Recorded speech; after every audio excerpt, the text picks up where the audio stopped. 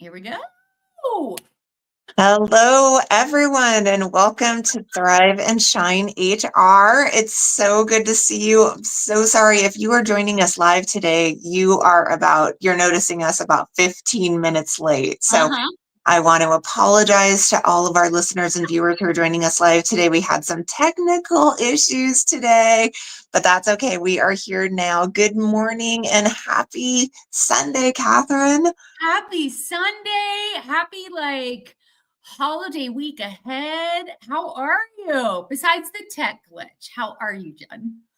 Doing well. We are live in our HRAS, so I have a big win to celebrate today because last week we were, just a few days away from going live. So we're now officially live. So amazing. I love that. Yes.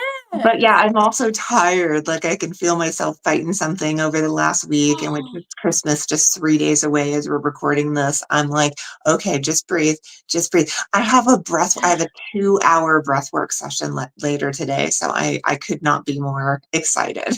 So all is going to be good in my house here. But yes, how are you? Oh my gosh, I need to hear all about this. How am I? My lips are burned, so I'm going to be applying chapstick this entire time. I am great. I had an amazing week. I just rehired this woman named Eliza who lives in the Philippines. She helped me with my business a little bit last year.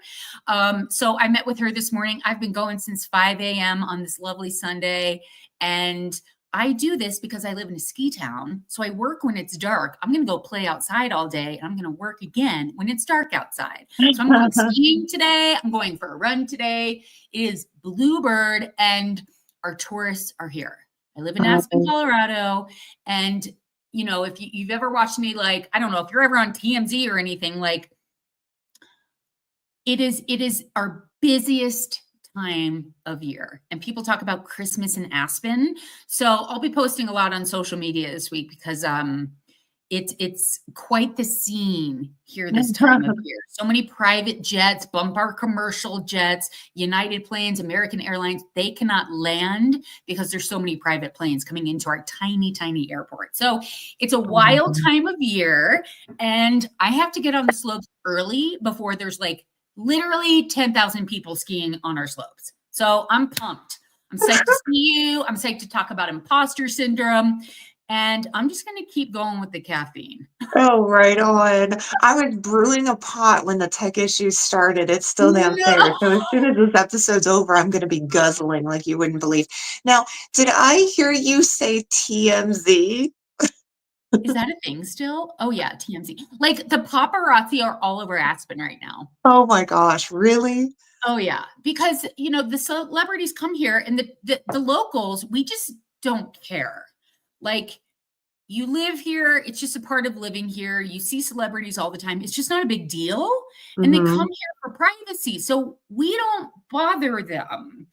It's the paparazzis and the tourists who kind of want to hang, the millionaires wanting to hang with the billionaires. I know it sounds really weird. But we have 92 billionaires who have residences in Aspen. What? It's yes. And then people get this false idea that everybody who lives in Aspen has money. No, there's working class folk. There are people who make the town and the ski area run. So yeah.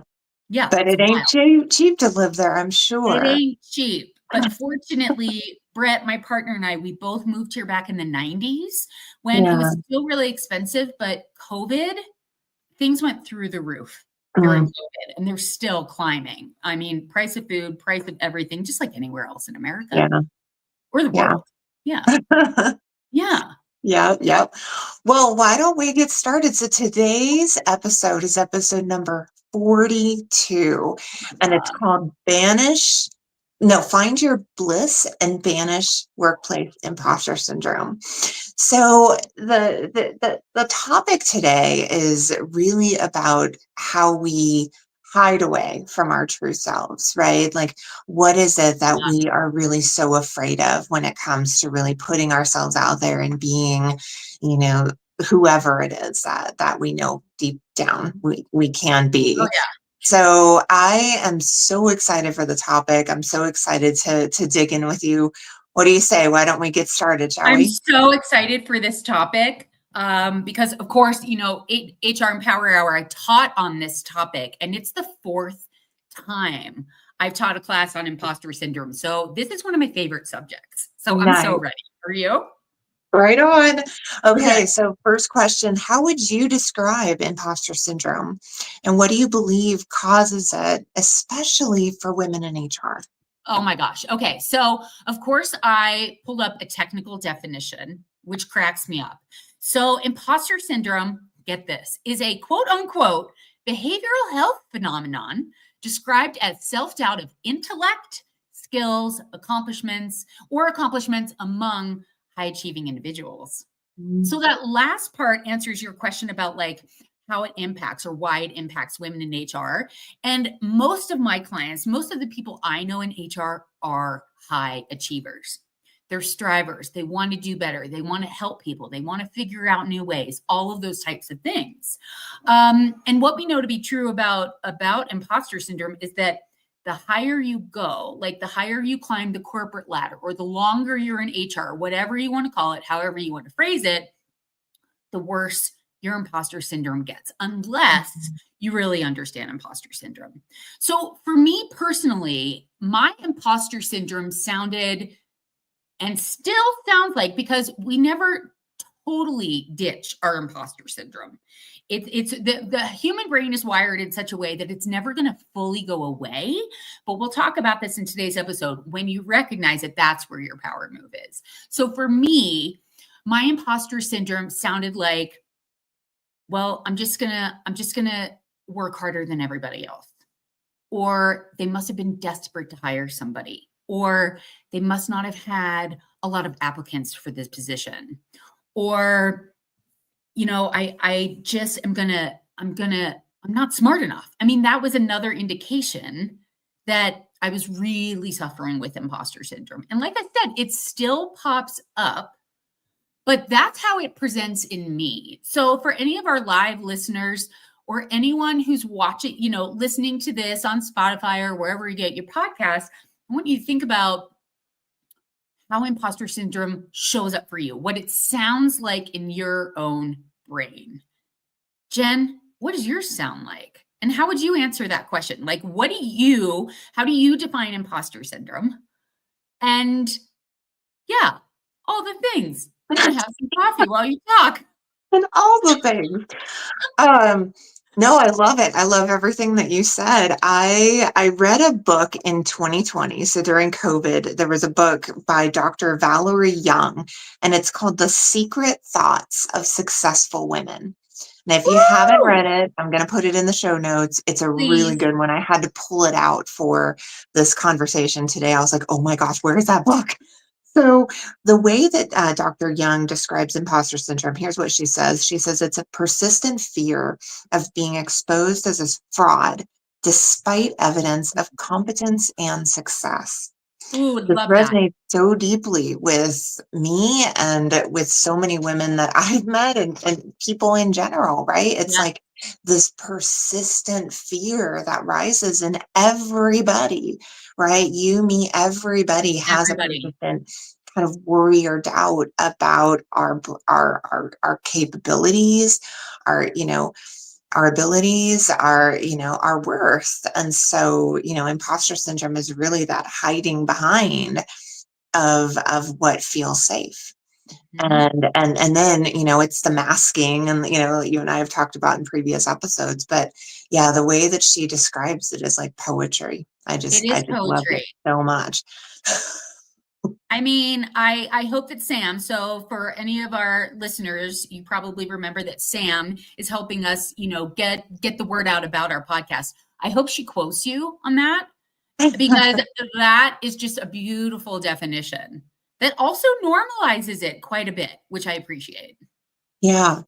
Yeah, absolutely. I think, to recognize that we all have this Oh persistent yeah. nagging. Call it a fear, call it a worry, call it ruminating. I don't care what you call it, but there is this persistence that comes in Yes. with us, especially when we're wanting to get better, right? We're working at Yeah. something, we're trying to grow, we're trying to evolve.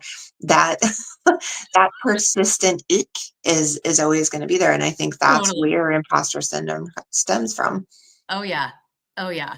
Absolutely. And yeah, I mean, I've obviously been talking about imposter syndrome nonstop lately with all of these speaking engagements that I've been hired to do. And I'll be really honest. I mean, one thing that was really surprising for me, I thought it was really highly prevalent in women versus men.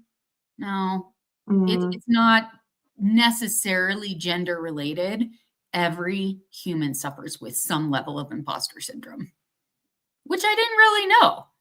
And some of my male clients are just busting out with the word, yeah, I'm suffering with imposter syndrome. I'm like, cool, let's fix that. yeah. Yeah, it's funny what we're now saying, right? Men and women.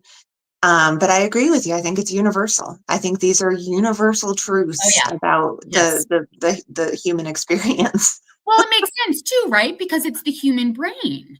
I mean, the Yeah, human brain and our negativity bias and just that propensity to operate from fear totally makes sense. And yet, there are ways to override it and right, overrule it and rewire those neural pathways in a much more right, healthy, much more empowered way. right. And we are going to get there. But let's start with a little story time. Okay.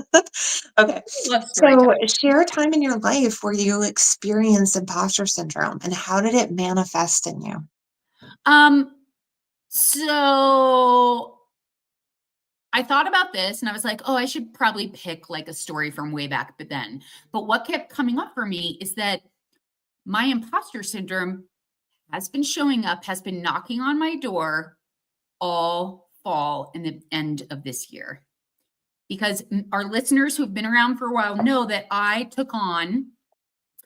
had one primary client for 18 months. And when I focused on that primary client, I was doing everything you could possibly imagine under the sun with this client. I developed their mission, vision, values. I totally revamped their performance management process. I brought in a monthly learning and development program for office and operations. So, office and field staff. Like it was comprehensive. I started doing facilitation with intergovernmental agencies, just so many things with them.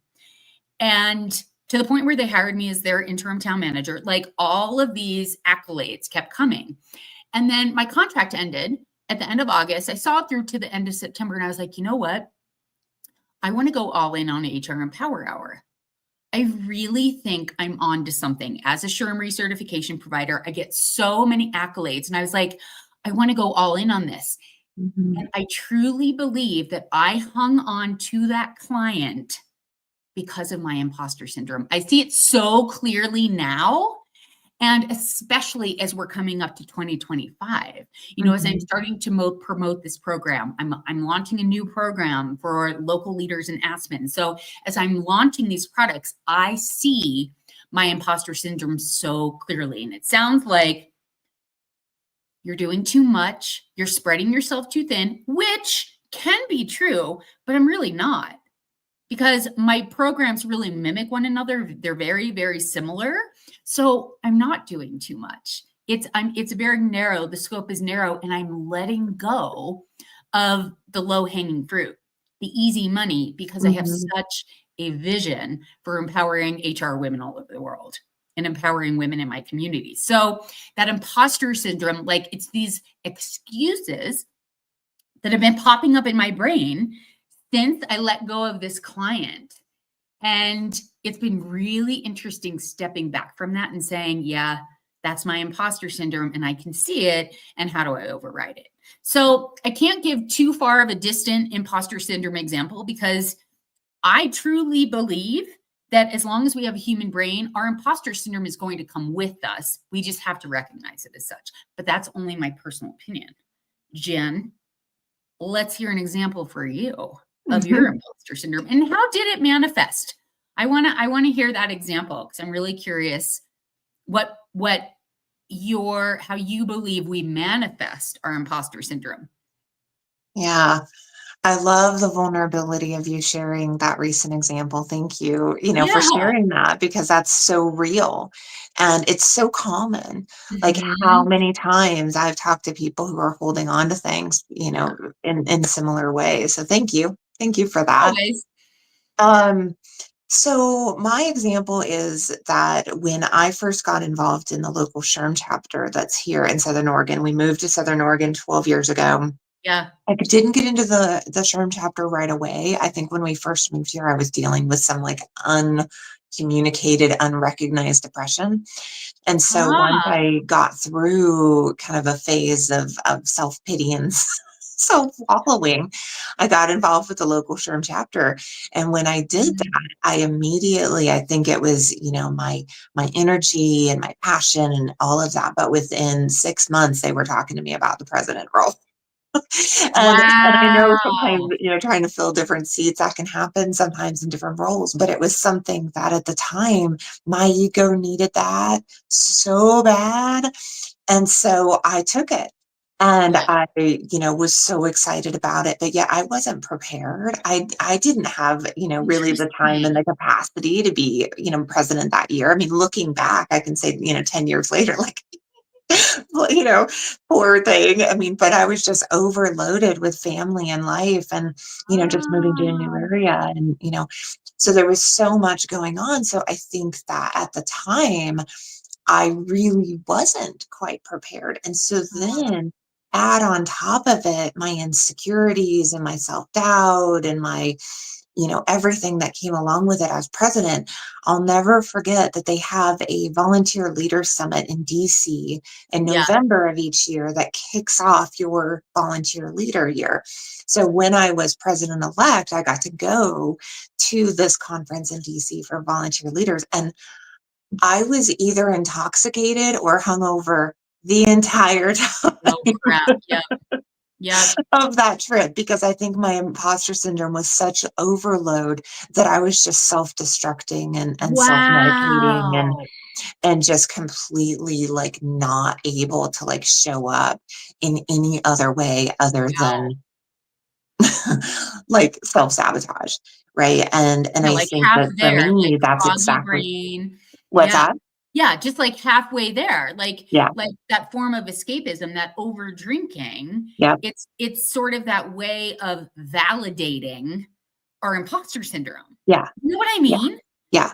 That's how it Interesting. manifested in me. It was a way for me to check out and Ah, not fully take that responsibility on, right? They got to oh go yeah. and meet. I did end up going. I think I even shared about it on a previous episode where I got to meet like a senator, right? I was Damn. hungover. Yep. I mean, I was able to show up and get it done. I got the job done.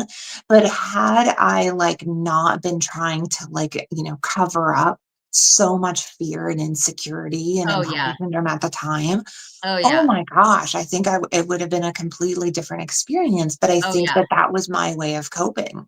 And that was my way Amen. of getting myself through. But it's funny, like looking back on that so many years later and not having the tendency to go towards, those things to help me feel more comfortable or whatever, because, Yeah. that was really, it was the only way I knew to get myself through. But boy, did it manifest heavily on that trip to DC. And I'll never forget, being hungover on an airplane is all fun. No. Gosh, yeah, I mean, it's so funny because last night I went to a holiday party at a friend's house, and I haven't seen a lot of these friends in a long time, and we've been friends since the 90s, and they knew Mm. me back in my drinking days. Oh And yeah. and it's funny because you and I have that same form or chosen form of escapism.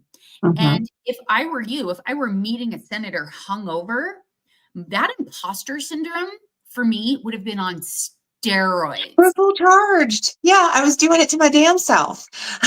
Totally. And mine would sound like, "Oh my god, your brain is so fuzzy. You're not gonna make a lot of sense. You probably shouldn't say too much." Like that, it's like I doubled down on my imposter syndrome when I Hmm. was hungover. Hmm. But I drank to make myself to override the imposter syndrome, but it was a false override. Hmm. Just Oh cycles. my god, that cycle. Oh my God, so interesting. I hadn't put that together. That's really interesting. Oh yeah. Oh yeah. We could go down rabbit holes with that one, but We alas, won't, but we we won't. would love to hear your guys' stories too. Oh Don't yeah. let us be the only ones putting ourselves out there like Oh this, yeah. Yeah. make sure to share either in the comments for the episode or in the show note comments. Yeah, we want to know. Yeah. Yeah. Interesting. Okay, Okay. so looking back on that time, how do you think you would handle it differently now? I think because I've taught, Bliss for me stands for Banish Ladies Imposter Syndrome Session. It started off by Banish Ladies Imposter Syndrome series. I actually used to do a 3-day workshop on Oh, this. that's cool. Yeah. And because you teach what you need to learn.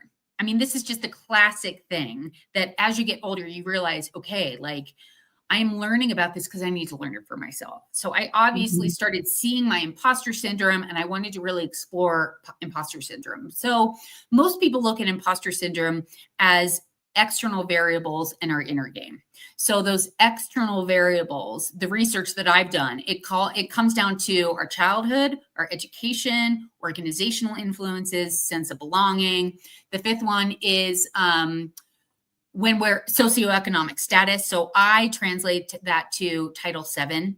If you're under Mhm. a protected class. So for me, I'm a woman over the age of 40.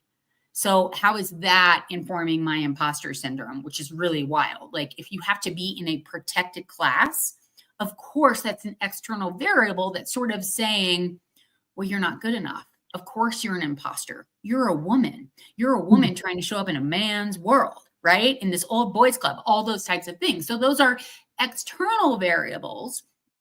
And then the sixth one, sorry, the sixth external variable is societal assumptions about female competency, which is really, really interesting. So I teach we go into detail on those 6 competencies in HR Empower Hour, and people really start to formulate, oh, that was an external variable that informs my imposter syndrome. And a common one for a lot of my clients is education.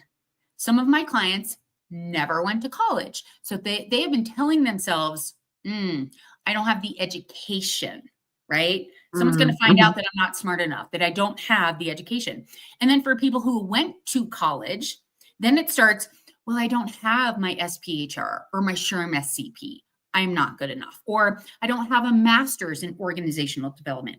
I didn't go to Kellogg for their executive leadership certification program. So it's this lack of perceived education, right? It just compounds. And the higher up you go, the imposter syndrome still follows you.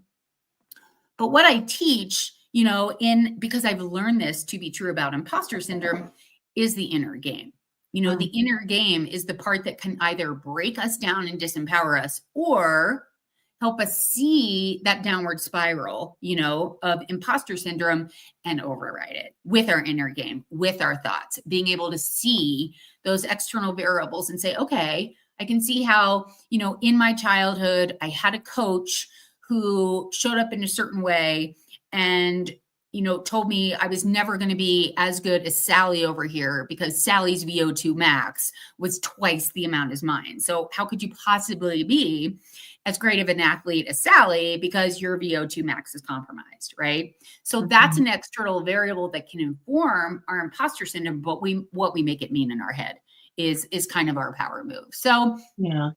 I don't know if I really answer that question, but I think because I have taught Bliss so many times, I'm very quick to see what's informing my imposter syndrome, if that makes sense at all. Makes Yeah. sense in my brain. Maybe it's because I've had a lot of coffee. No, it absolutely does. And the more that you do it, the easier it is to talk about. And I think for Oh, those yeah. who might be hearing this for the first time, be patient with us. Oh, my God. Recognize that, some of these concepts might be a little new and we yeah. Or reach out to us if we can ever Oh, help on yeah. anything that seems like it's going up in the clouds or, gets a little confusing because Absolutely. Yeah. And better yet, I mean, I really break this down into doable action steps. So if you really want to dive into imposter syndrome and you're getting little glimpses of, oh, that makes sense, but how do I actually override my imposter syndrome? Just ask for a replay of HR Empower Hour. It was actually I think it was our 64th weekly Nice. workshop in a row. Yes. So if you want to take the information we're sharing in this podcast today and actually apply it and actually put your own personalized action plan together, just let me know and I'll be happy to, share you the replay complimentary, of course. Right on. Yeah. You're awesome. Yeah. What about you? What about you? Like, how would you have handled things differently looking back on, your example of imposter syndrome? Yeah, I mean, I think you explained it so well, and it really, really does come down to the inner work. I mean, I could talk for hours about the alcohol, and I could talk for hours about the self-sabotage, and I could talk about all the things. Don't do this, and don't do that, right? Like I could go on, but really, what it's come down for me is what I have done, and Yeah. that the work on myself Yes. and the real recognition. So I'm in the middle of a 21-day meditation challenge, a Deepak Chopra type thing. Amazing. And today it actually talked about the law of Dharma. And the law of Dharma, let me find it real quick because it's emphasizes the idea that every individual has a unique purpose or role in life. Mm. And it has three components. The first one is discovering your true self. The second is expressing your unique talents. And the third is serving humanity. One of the things that I've really realized over my time in HR and now my time on this earth is that imposter syndrome and this fear of not feeling comfortable just as you are is Mm. really about not really yet fully knowing who you are. I really have come to believe that. I Wow. believe that there's sometimes this fear that comes when we haven't really done the work yet. And so Yep. there's a discomfort that really shakes us to our core. And the more that I've done the inner work of that, number one, discovering your true self, that's the work that's taken the hardest. That's the work that's been the hardest to do. And Interesting. that's the work that's really helped ground me the most in terms of my identity. Yep. And now looking back on that me 10 years ago in DC, Yeah. had I just known who I was, if I was comfortable in my own skin, if I was Yeah. comfortable with my own identity, Hmm. like it's a complete game changer. There are no words actually that come to me really when can describe how differently I would have been had I been comfortable in my own skin, had I known my true self. Yeah. So whatever that looks like, and we can talk more into the how-tos in a little bit, but whatever Yeah. that looks like for any individual person to find Yeah. our true selves, Yes. me doing that 2-hour breath work, that's going to be all about finding this That girl sounds right here for two amazing. hours today.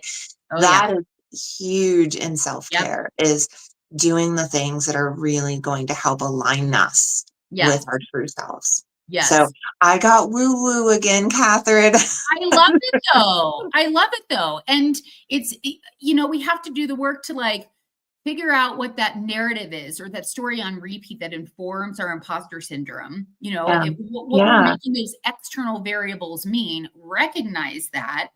And whatever practice helps us override it. For both of us, stopping drinking. That may not Mhm. be, for our listeners, whether you're live or listening in Spotify or wherever you get your podcast, that may not be it for you, right? So it's just a matter of recognizing, and I'm thinking about the self-sabotage piece.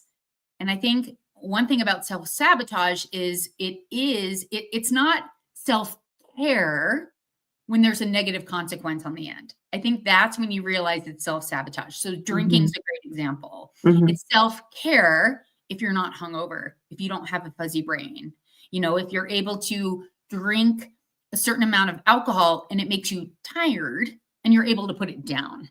Whereas somebody Mhm. who's a problem drinker like me, you take a sip of alcohol and you want more. and it's your chosen form of escapism, and you get more energy, and you just want more and more and more. That's what I have found when I have done the work on understanding my problematic drinking. It's because I wanted more and more and more. And if I'm being really honest, it's because I wanted to escape this. The thoughts I was choosing in my brain, my imposter syndrome. I just wanted to escape it. And it just, like we were saying earlier, it's that cyclical cycle that it's really interesting. I have no idea what I just started talking about. I know where I ended up. I don't even know what question we're on. No, you got to the heart and the core of imposter syndrome. So I think you're right on time. So let's get to question 4, which is, what's one strategy that helps you manage feelings of self-doubt when they arise? Not if, when. Yeah, because they do. And I mean, I've developed it's my trademark methodology. It's called the ethos method. And I teach it to all my one-on-one clients, but without getting in too much detail, it's based on the coaching principle that our thoughts inform our feelings inform our behaviors, and our behaviors inform the result. So what I start to do is I pay attention to my thoughts. I get really real about the thought I'm having, such as, okay, you have a learning disability, you're not smart enough, right? That is a true one for me. So then when I choose some version of that thought, how am I feeling? Well, I'm feeling kind of depressed, less than, just unmotivated, not wanting to move forward. So that informs my action of, for me, it's usually making excuses.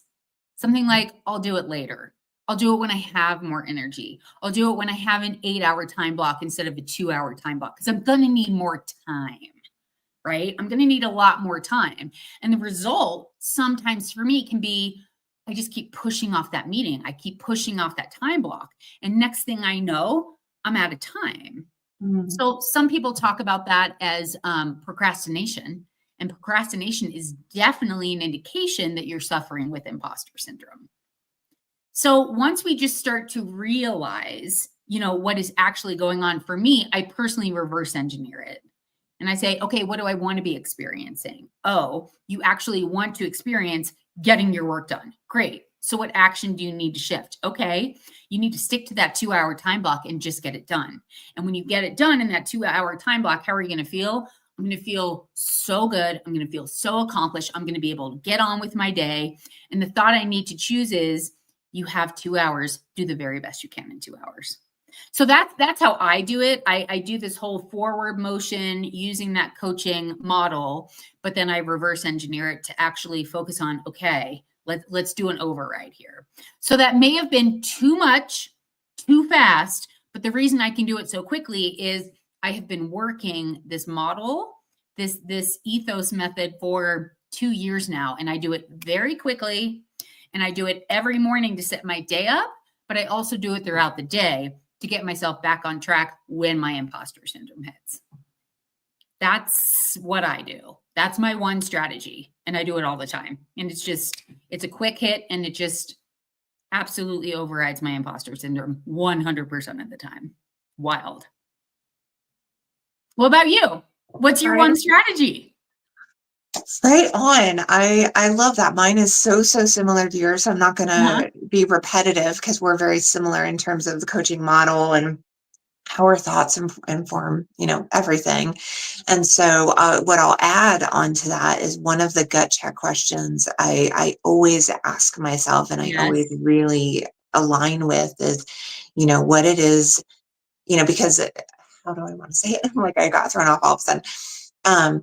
But I always remind myself, you are what you believe, right? And so our beliefs, how they inform so much. So just thinking of it from the perspective of, our thoughts inform our actions, But I always like to go even deeper around our beliefs and how that really drives, the thoughts. And so, questioning, and I think you were, alluding to that as well, is the curiosity around what we believe, what we, what we truly believe in terms of, the other people in our lives around us, what we believe about ourselves and how we believe that we're capable or incapable, like all of those beliefs and the questioning of that Yeah. all the time. All And then doing what you talked about exactly, putting that into action in terms of the ethos yes. method or a thought, model, and really becoming, really aware of all of that. And then recognizing that ultimately at any time in our lives, at any place in our lives, we can change. Our beliefs can change. Yeah. We all have the capacity to be able Yep. to, change what is no longer serving for us, what no longer is working for us in terms of what we're thinking and believing about ourselves. Yes. So that, I think in alignment with yours is really about like in your everyday life and everyday situations. And then Yep. from time to time, go deeper. Go Woo! deeper to those beliefs that are really kind of the sticky ones, that you Yeah. don't think that you're good enough, that you don't think that it's, the right time or, any of those. So it's a matter of really being willing to go there. And that I think has taken a lot of work, but with the system that you talked about, that's an anchor that's always going to have you.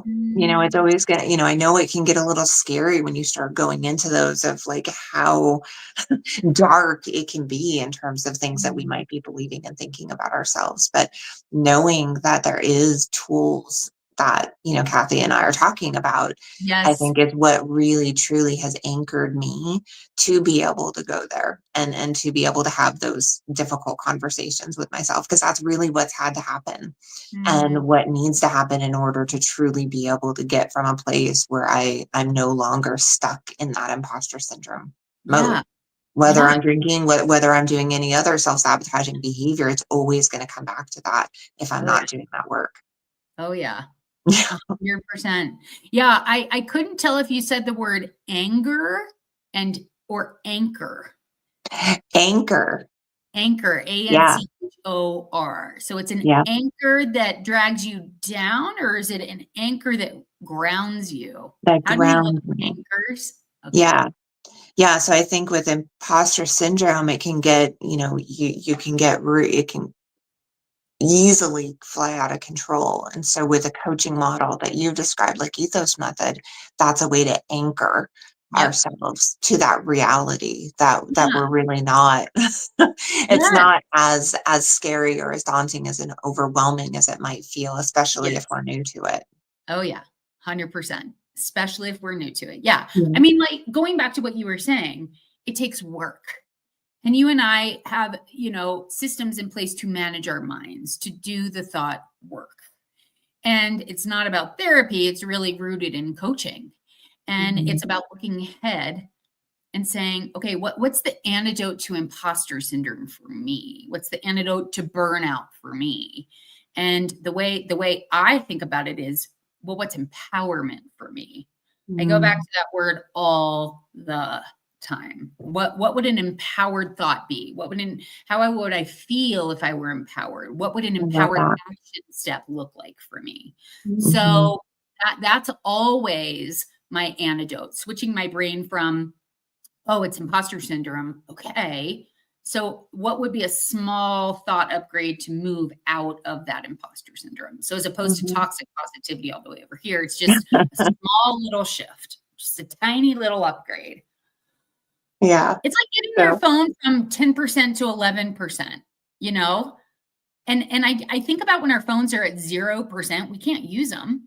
But yeah. when we're at 1%, you're on, right? And you plug it back in and it slowly starts to recharge your battery. And slowly but surely, 1% at a time, we go from being dead in the water, suffering with imposter syndrome, slowly but surely to feeling truly empowered. But it's Mhm. 1% at a time. I It's not love suddenly that. recharged. You know what I mean? Yeah, that's a beautiful, beautiful analogy. Absolutely. Yeah. Yeah, this whole thing, Yeah. It's right here. It's right Okay. here. Question 5. What role does celebrating small wins play in overcoming imposter syndrome? And do you have an example? I mean, the irony of what, that visual we just talked about, those small wins. Yeah. Um, I do. I mean, I have a really solid practice when I go to bed every single night as I'm lying in bed. I start thinking of, I'm so great. It's a little bit of a gratitude / reflection practice. So maybe that's my answer. But I think about, okay, I'm so grateful I'm in this warm home. I'm so grateful I'm in these soft sheets. I'm so grateful that I had a day. I'm so grateful that I get to rest my eyes. I'm so grateful I'm going to bed sober. I'm so grateful I'm not passing out from alcohol like I did for so long that really, I could talk about that for years. But those small wins, at night, I think about, okay, what went well today? What am I celebrating? And I do this in a non-judgmental way. So I want to be very clear about it. Like, what am I celebrating? What were my small wins for the day? So yesterday, for example, my small win was that I started my PDF for my 2025 programming. And I actually spent 5.5 hours on this document yesterday, right? Just a small win. And I started moving the needle. I started getting really clear on where I'm going for 2025, the promotional piece that I'm putting out there, all those types of things. So I was just practicing, okay, you are moving forward with it. And you have taught 63 classes in a row in HR Empower Hour. So I think back on that starts to override my imposter syndrome. So I just really celebrate the tiny movements that I'm making during the day. And old brain would have said, okay, well, you should have been done with your PDF in that amount of time. And new brain just recognizes that, right? My empower brain recognizes that. And it's like, you're exactly where you're supposed to be. You were supposed to take 5.5 hours. Like, I got an email at the end of the day saying that I've been named the best burnout coach in the US in 2024. Oh And it my wasn't gosh. this spammy thing. It's by review. I can't even remember the name of the website because I don't have it up in front of me. But I was like, is this for real? And I was nominated and I received the award. So it's and that's a Amazing. small win, right? And, Yes. I very much realize it's coming from external validation. And is it boosting my ego? Yes. But I'm not going to say, oh, that's such a bad thing. Like, sometimes those external variables do help our inner game. So I'm not going to bemoan it. I'm just going to roll with it and help inform how I show up today. Nice. Well, What about you? Yeah, what about you and you're celebrating your small wins? How does that play into overcoming your imposter syndrome? Yeah, I was thinking about this a lot too, just coming out of this big project with this HR Oh yeah. system at Oh work. yeah. And I'll be honest, like, I was not pausing enough to celebrate the small wins along the way. Yes. And how many of us do, right? In retrospect, when we're going through a big project, it's like, go, go, go, go, go. Oh yeah. And on Monday, when we went live, we ended up, taking a moment and doing a little pizza party at lunchtime Oh, for wow. everybody who was, the biggest project players, Yeah. except for a couple who were out that day. But it was so special. And, it was, everyone has so much to do and it's been so overwhelming and such a hard project. But yet to Yeah. sit down for a moment and just to be able to acknowledge each person and to Mm, take those moments, I mean, I think that's something that it's so funny how hard it is as humans for us to be able to do is celebrate those victories or celebrate those moments. And yet when we do, it matters. People really love being seen. yeah. We want to know, we love hearing that we're making a difference, that, it all matters. And, so being able to do that and being able to share that with others is such a gift, to give to myself that I didn't even realize, here I was just trying Trying to Yeah. do all these things. And I'm like, yeah, yeah, let's get a pizza. And then when I finally sat down and I'm like Uh, looking around at this table, I'm like, the tears just immediately started. I'm like, oh oh, my gosh, I'm I so grateful. chill. So, so grateful for, being a part of that. And yeah, so it's just, I think that's sometimes a hard thing to do, especially when we are suffering from imposter syndrome, is because there's this deep sense that we don't feel right about it, that then it's harder to celebrate because it doesn't feel as authentic. Yeah. And I gotta say that pushing through that anyway, to really force yourself to do it anyway, even if part of it felt like an imposter. Like with this project, I was project leader. I'm like, what are you guys thinking? Right? Like, why would you make me project manager? And so, like, Interesting. I literally, there was a part of Mhm. me that wanted to ditch the pizza party because I'm like, I can't look in everyone's eyes. Like, I don't think but at the same time,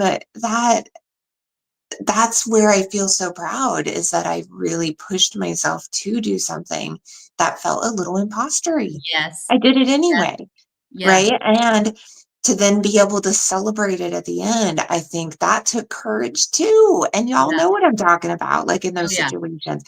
Force yourself to celebrate it anyway, even when it does feel impostery. So Yep. that's my Yes. that's my Jen's tip for the day.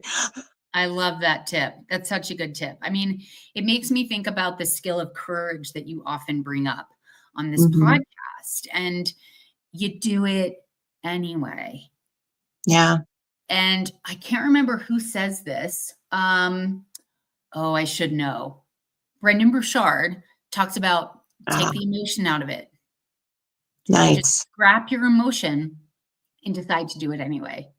So when you're feeling tired at work on a Monday morning or at any time coming up this week, it's like if you just take like I'm so tired or whatever that emotion, like however it's coming up on your body, what if you just decide to say, and I'm going to do it anyway? Mhm. You just move forward. So everybody has their own little techniques. And I think that's really important for our listeners, especially to realize that it takes time to find the right technique for you to override that imposter syndrome. It takes time. So don't feel like, oh my gosh, like Jen and Katherine just have these systems down. And who's this Brendan Burchard person? Like the very first thing is just to say, oh, okay, I see my imposter syndrome. I mean, yeah, just one step at a time. One step at a time. Well, that leads us right into the last question. I mean, that was about as perfect as it could be. So what Yep. advice would you give to the HR professionals out there trying to overcome their imposter syndrome? I mean, if I'm being really honest, I suffered for so long and didn't know it. Yeah, I also didn't same. understand. Yeah, I also didn't understand that I suffered with victim mentality, and they're sort of interwoven in a way, and those thoughts of, well, I'm just not good enough. I don't have a college degree, so I'm never going to become an HR director. Or those Mhm. types of thoughts. It's actually very much correlated and related to victim mentality. So I did not see any of that. And it took hiring a coach because I hit rock bottom. I mean, I totally burned out in HR. And it took me hitting rock bottom for me to say, okay, I've been working with therapists off and on. That's not working. I'm gonna hire a coach. I don't even understand coaching, but I'm gonna hire a coach. And my very first aha moment came when she was coaching me on my relationship with my father. And my father was very ill at the time. He's fine now, but this is like 5 years ago. Mhm. And long story short, I had daddy issues because I had victim mentality because my father didn't have time for me growing up, which led to me not feeling loved, not feeling good enough. It's all interwoven. And once she helped me realize those are thoughts you are choosing now as an adult about your past, you're very much feeling like an imposter. You're not worthy. You're not good enough. You're not lovable. All those things. It hit me like this. And it was a moment in time. So while we sit here and say to our listeners, it takes time, if you are working with a trained professional who can help you see your imposter syndrome, see that victim mentality, you cannot unsee it. So if you want to, if you're like, I'm getting it, but how? My advice, hire a coach. Hire a coach. Interview several coaches, and you will know when you find the right coach for you. That's my advice. Because it worked for me. Yeah. And I see things so quickly that I'm able to move forward that much faster as opposed to staying stuck in this swirl, which happens with imposter syndrome unless you don't see it as such. Yeah. Wow. Mic drop, Kathy. Like Mike, your No, husband drop? I think you really truly nailed what I was gonna say. And you nailed two different things. First is Okay. how little we're able to really recognize imposter syndrome sometimes when it's active within us. It's really true. Having that other individual who can really help you see how you're cutting yourself down and all Oh of my the God. things is just massive. And so, yeah, I think I basically just said those things, but not recognizing that imposter syndrome is a thing, I think is something that is really, really important to have the second Yep. pair of eyes to be able to work with you on. And Yeah. then the second thing for me is remembering that law of Dharma that I talked about a little earlier, Yes. which is every human being has a unique purpose, and we're all here to serve the world. And so, recognizing that there's nothing to fear, I think that was my aha moment, right? You Yeah. talk about aha moments. And, I think I had a similar aha moment where it was like, oh my gosh, what am I so afraid of? Right. And it just hit me so hard. But yet, it's also come out in little glimpses here and there, but typically through doing that work where I'm questioning my beliefs, I'm questioning the Yeah. things that I really thought were true about Yeah. myself. Yeah. And that I think is just so, so important. If you ever want to get out of wherever you're at right now, it has to start with, just really starting to get really honest. And Yeah. doing that in a silo and doing that isolated, I think Yes. is only going to get us so far. And I think that Yes. that's what I tried to do for a long, long time is I tried to, white knuckle it and do my own, do my own type of therapy and coaching. There's a book that actually I know that you're familiar of because it was written by Brooke Castillo called Self-Coaching 101. I And have that's what I not tried to read this use book. before I ever, got my own coach was I tried to like white knuckle Oh it with my God, I didn't self-coaching. know this. What's that? I didn't know this. I did Yeah. not know that. Yeah. Yeah. Oh, So my first experience with coaching is really through trying to do it myself. And I think we all have that in us. We all have that independence where we want to be able to figure it out ourselves. But there is just only so far we can go when it comes to yes, being able to see the truth about what's yes, within. yes. And so, imposter syndrome is a sneaky MFer, man. It It really is. is. It is. And as you were talking, and I think so, like I mentioned, the correlation between victim mentality. I think victim mentality is almost surface level. It's the presenting problem, but the root Mm-hmm. cause is the imposter syndrome. It's Mm-hmm. the thoughts that we choose to believe that we've believed for so long, we think they're true when they're only just thoughts. Right. That's it. That's it.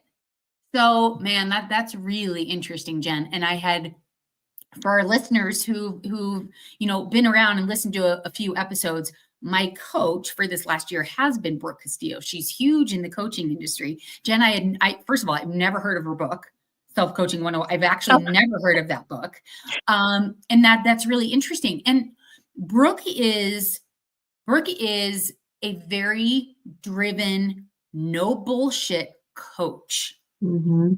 And I personally am a no bullshit person.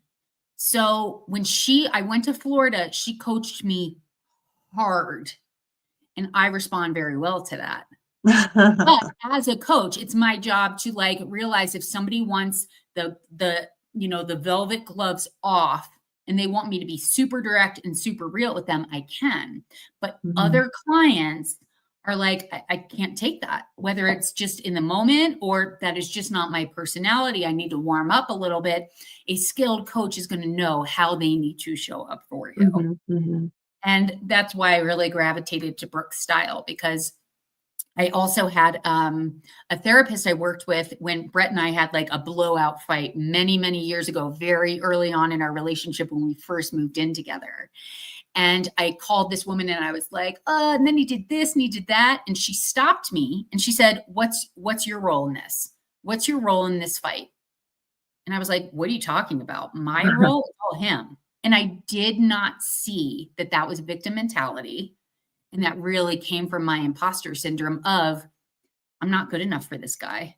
I'm not mm, lovable. All those thoughts for so long that I truly believe to be true.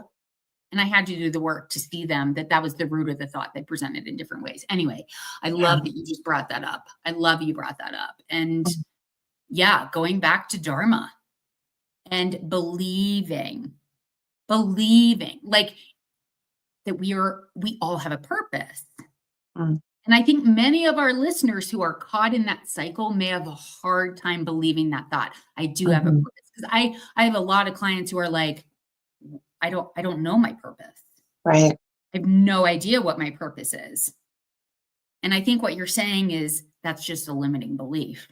You do have a purpose, and doing the work to figure out what that purpose is helps override the imposter syndrome.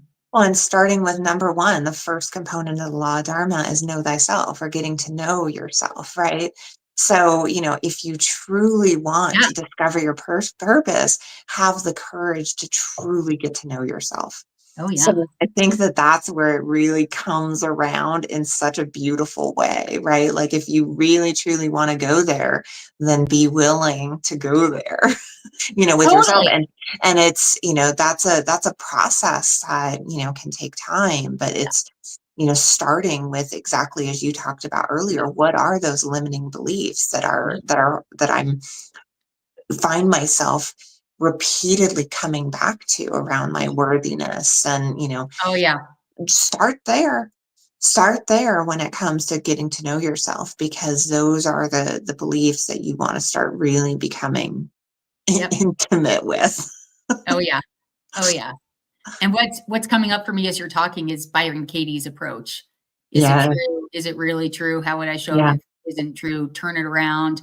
So yeah, yeah, we'll probably put that in the show notes as well, because there are just so many resources out there to really start recognizing those thoughts associated with imposter syndrome. yeah. Pretty cool. Yeah, and like you said earlier, I mean, there's different levels of where someone might get overwhelmed, in terms of how deep it can go. So, Yes. know thyself in that way as well, right? Don't feel like you have to like absorb it all at once. Take that time to start to really explore this, because yeah, it can take you it can take you Yeah. down a slippery slope. But Yeah. with having, the support and guidance of someone, and starting to do that work, it's so tremendously worth it. Yeah. So, all Oh, right. Well, with that, do you have any parting and final thoughts for our listeners or viewers? I mean, happy holidays. If you're having thoughts of, my dinner's going to be terrible. What if my outfit isn't right for the upcoming holidays? What if I don't say the right thing to my future mother-in-law? I mean, that's all indicative that you're suffering with some imposter syndrome. So just take a breath. Going back to Jen, what you were saying, pause.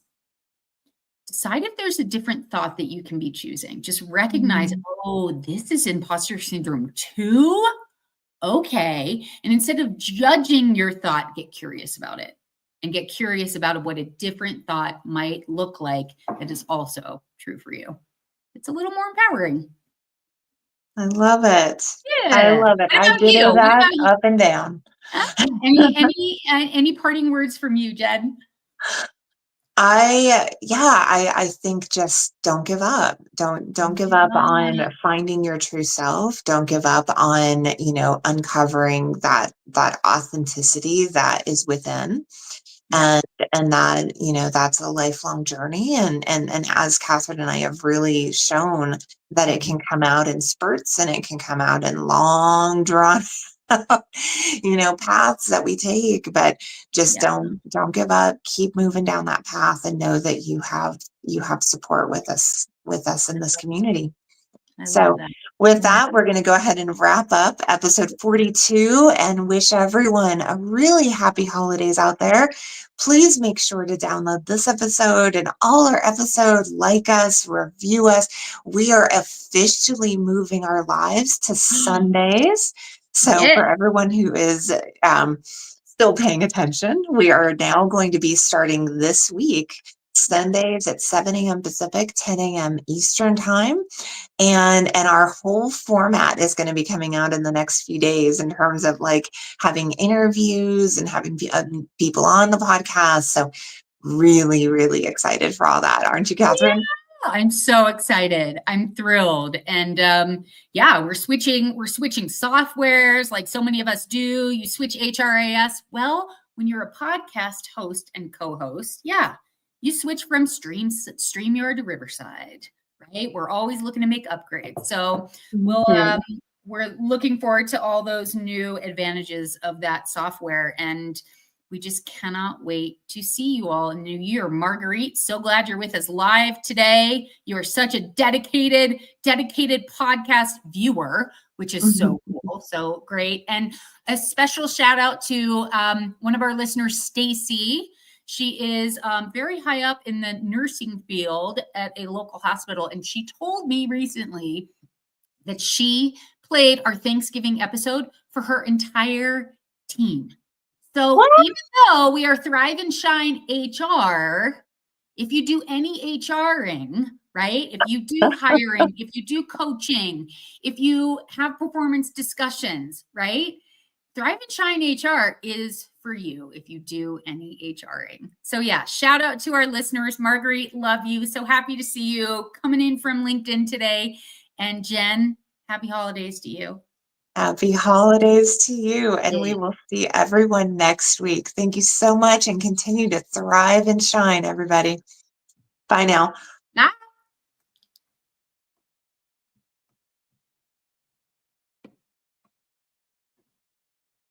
Ooh.